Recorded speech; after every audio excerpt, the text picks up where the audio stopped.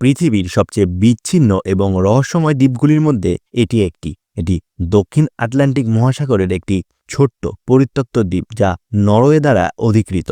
দ্বীপটির বিশেষত্ব হল এর অদ্ভুত অবস্থান, এর চারপাশে ঘটে যাওয়া কিছু রহস্যময় ঘটনা। দ্বীপটির নাম ব্ল্যাক বটম। ব্ল্যাক বটম দ্বীপ প্রথম 1772 সালে আবিষ্কার হয়। ডাচ এক্সপ্লোরার ইয়ান মাউন্টেন নামে এক ব্যক্তি এই দ্বীপটির উন্মোচন করেন 1964 সালে। এই দ্বীপের কাছে একটি রহস্যময় সিগন্যাল পাওয়া যায় যা অনেকের কাছে অজ্ঞাত উৎস হিসাবে পরিচিত ছিল। এই স্যাটেলাইট সিগন্যালটি কোথা থেকে এসেছে তা কেউ জানে না। অজ্ঞাত কৃত্রিম বস্তু থেকেও আসতে পারে এমনটা ধারণা করা হয়। দ্বীপটির কাছে মাঝে মাঝে কিছু অদ্ভুত রেডিও সিগন্যাল পাওয়া যায় যা সঠিক উৎস সম্পর্কে এখনো নিশ্চিত হতে পারেনি কেউই। অনেকে একে ইউএফও বা অজানা সামরিক পরীক্ষার সঙ্গে যুক্ত করে চিন্তাভাবনা করছেন, কিন্তু আজও রহস্য রয়ে গিয়েছে এই দ্বীপের অজানা সিগন্যাল নিয়ে।